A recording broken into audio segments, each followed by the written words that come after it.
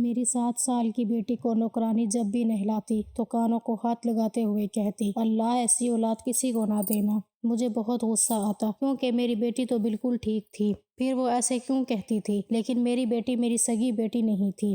میری پڑوسن نے اسے میری گود میں ڈالا اور بھاگ گئی تھی۔ غصے میں آ کر میں نے نوکرانی کو نکال دیا اور اپنی بیٹی کو خود ہی نہلانے لگی۔ بیٹی کو نہلاتے وقت میری چیخ نکل گئی کیونکہ وہاں تو میرا شوہر مجھ سے زیادہ میری پڑوسن کی بات مانتا تھا۔ ایک دن شوہر مجھے گھر سے نکالنے لگا تو میری پڑوسن آ گئی اور شوہر کو کہا کہ اسے کچھ دنوں کی مہلت دے دو، تو میرے شوہر نے میرا ہاتھ اسی وقت چھوڑ دیا اور میرا ہاتھ چومنے لگا اور مجھے منا کر گھر کے اندر لے آیا۔ اصل میں میری شادی کو 7 سال ہو گئے تھے اور مجھے کوئی بچہ نہیں ہوا تھا، اور یہی وجہ تھی کہ میرا شوہر میرے ساتھ اچھا رویہ نہیں رکھتا تھا۔ پھر ایک دن پڑوسن نے اپنا بچہ میری جھولی میں ڈال دیا اور بولی، اسے اپنا بچہ سمجھنا۔ میں پڑوسن کی بات مان گئی اور میرا شوہر بھی خوش ہو گیا۔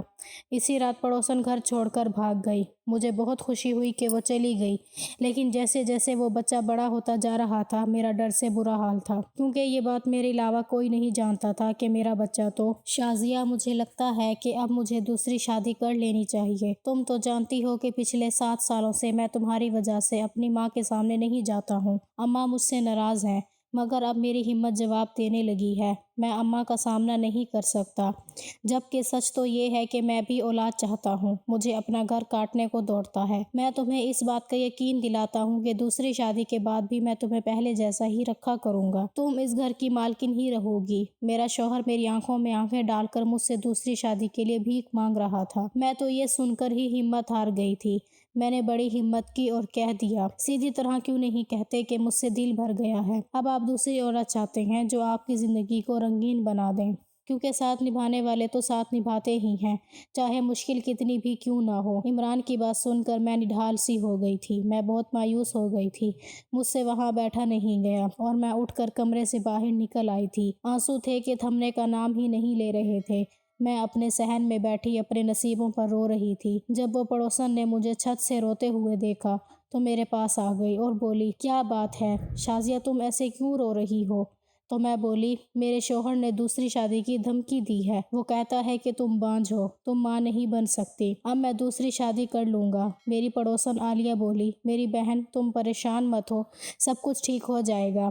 عالیہ بہت دیر تک مجھے سمجھاتی رہی، لیکن میرے دل کی بے چینی کم نہیں ہوئی۔ اداس دل سے آ کر اپنے بستر پر پڑی رہی۔ اسی روز میری ساس نے میری شوہر کو دوسری شادی کے لیے اتنا تنگ کیا کہ میرا شوہر مجھے اس دن گھر سے نکال کر مجھے طلاق کی دھمکی دینے لگا۔ یہ تو بھلا عالیہ کا ہوا جس نے وقت پر آ کر میرے شوہر سے کہا کہ اسے کچھ دنوں کی مہلت دے دو، اگر اب بھی اس نے خوشخبری نہیں سنائی تو آپ اسے گھر سے نکال دینا۔ میرا شوہر میری پڑوسن کی بات مان کر مجھے گھر کے اندر لے آیا۔ میں بہت حیران ہوئی تھی کہ عمران نے عالیہ کی بات کیسے اتنی جلدی مان لی۔ خیر میں چپ کر گئی۔ اب اس بات کو 4 ہی دن گزرے تھے کہ عالیہ میرے پاس آئی اور بولی، شازیہ کسی دائی کو بلا دو، مجھے ڈیلیوری کا درد ہو رہا ہے۔ میں تو اس کی بات سن کر حیران رہ گئی تھی۔ میں بولی، عالیہ یہ سب کیا ہے؟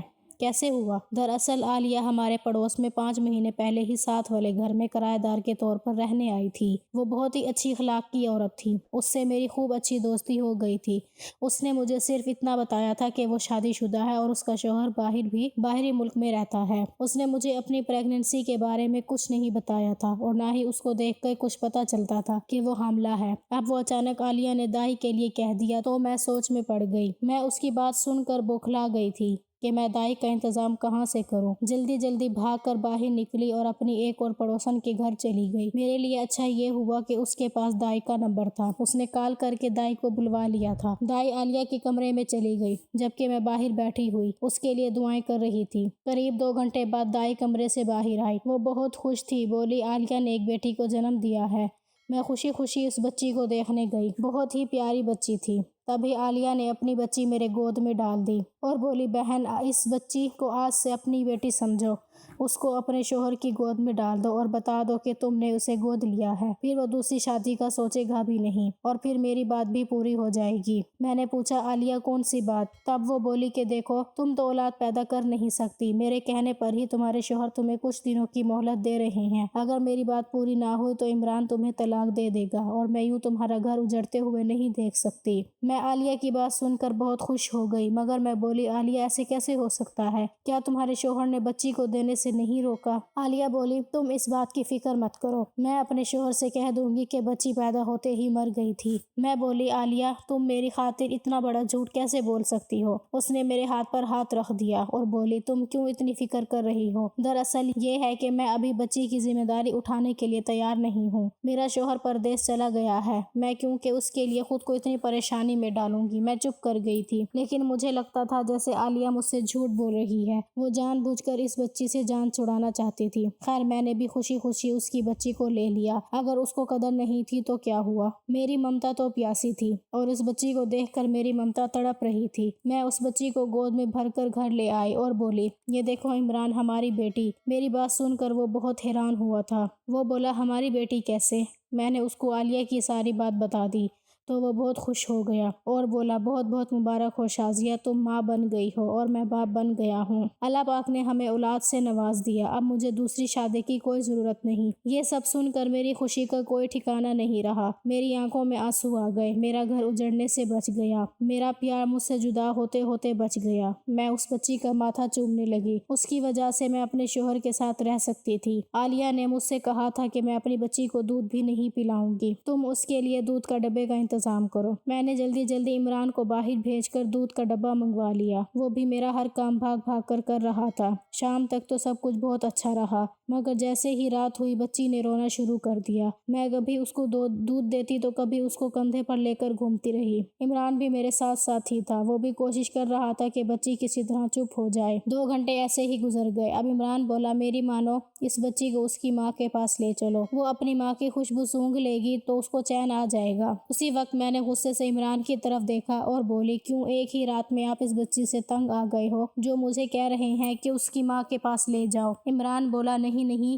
میرا یہ مطلب نہیں ہے، تم 2 گھڑی لے کر تو جاؤ اس کی ماں کے پاس، جب وہ سو جائے تو اس کو واپس لے آنا۔ میں بھی بچی کے رونے سے پریشان ہو گئی تھی، اس لیے بچی کو لے کر پڑوسن کے گھر چلی گئی۔ اس کے گھر میں ہر طرف اندھیرا ہی اندھیرا تھا، مجھے پتا نہیں تھا کہ وہ جلدی سو گئی ہوگی، اسی لیے دھیرے سے اس کے کمرے کا دروازہ کھولا تو یہ دیکھ کر حیران رہ گئی تھی کہ وہ تو خالی تھا۔ میں نے جلدی سے بچی کو بیڈ پر لٹایا اور باتھ روم کو چیک کیا، وہ بھی خالی تھا۔ میں بہت حیران تھی کہ رات کے وقت آخر عالیہ کہاں جا سکتی ہے۔ میں یہی سب کچھ سوچ کر پریشان ہو رہی تھی کہ تب ہی میری نظر سائڈ ٹیبل پر رکھے کاغذ پر پڑی۔ میں جلدی سے وہ کاغذ کھول کر پڑھنے لگی تو دیکھا اس پر لکھا تھا پیاری شازیہ، میں آج تمہیں اپنی زندگی کا سب سے بڑا راز بتانے جا رہی ہوں۔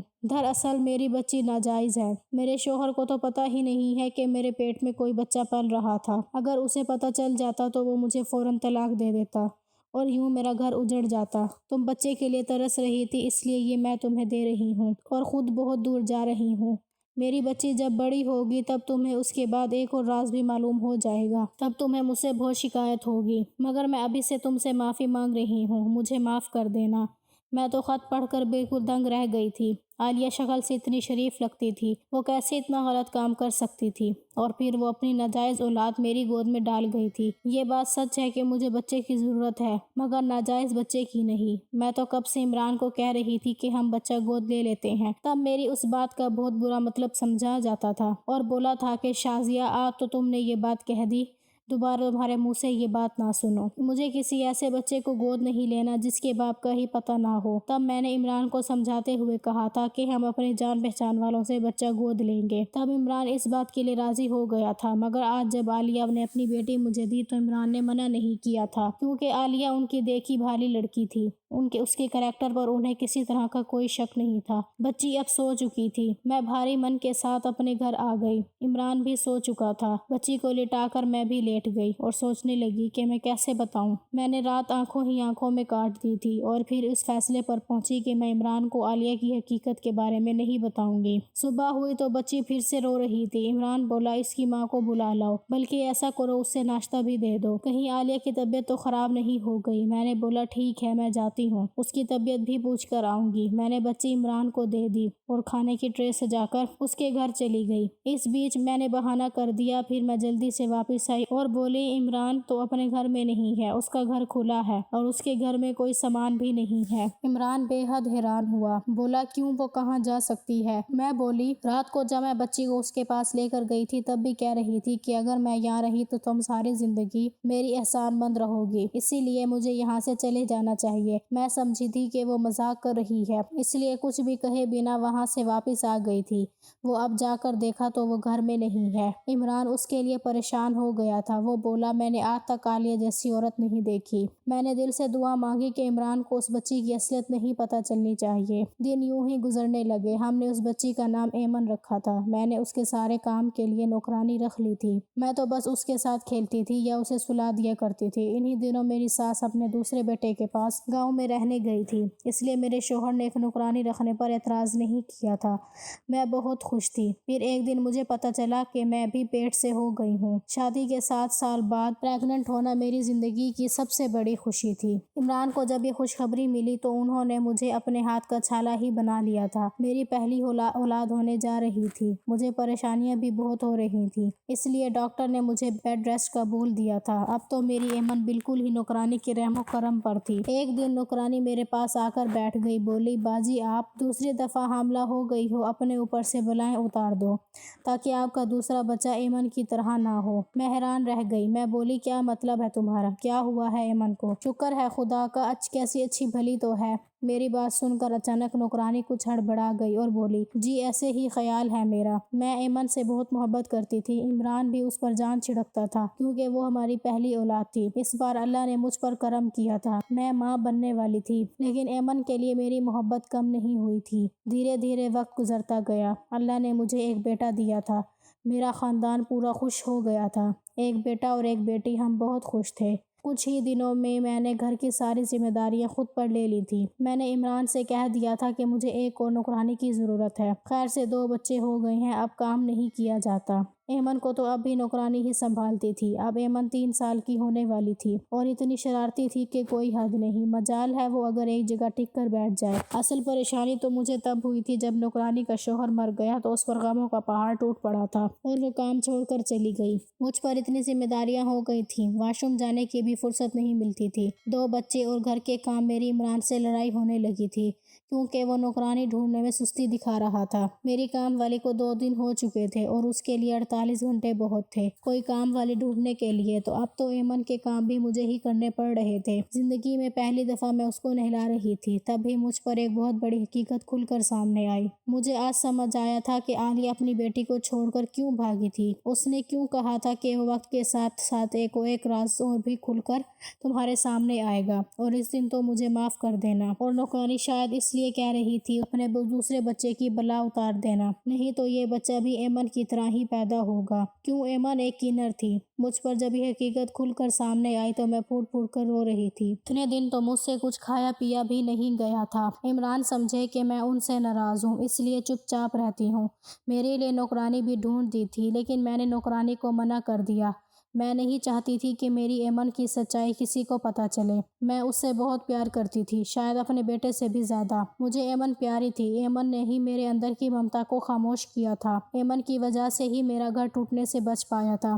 ایمن ہی میری زندگی میں خوشیاں لے کر آئی تھی۔ دھیرے دھیرے میں اپنے دونوں بچوں کی پرورش میں لگ گئی۔ بچے بڑے ہو رہے تھے۔ ایمن خوبصورت تو پہلے سے ہی تھی، لیکن جیسے جیسے بڑی ہوتی تھی اس کی خوبصورتی اور بھی زیادہ بڑھتی جا رہی تھی۔ میرا بیٹا اپنی بہن سے بہت نفرت کرتا تھا۔ یہ سب دیکھ کر میرا دل بہت دکھتا تھا۔ میں اس کو سمجھاتی تو وہ کہتا تھا کہ وہ بہت عجیب ہے، عجیب حرکتیں کرتی ہے۔ اپنے بیٹے کی یہ بات سن کر میں بہت روئی تھی۔ میں نے اس کو سمجھایا تھا کہ اسد ایسا اس لیے کرتی ہے کیونکہ وہ ابھی کچھ بیمار ہے، دھیرے دھیرے ٹھیک ہو جائے گی، لیکن تم وعدہ کرو تم اپنی بہن کو کبھی تنگ نہیں کرو گے، اس کا ہمیشہ دھیان رکھو گے۔ مجھے اس طرح روتا دیکھ کر اسد بہت پریشان ہو گیا۔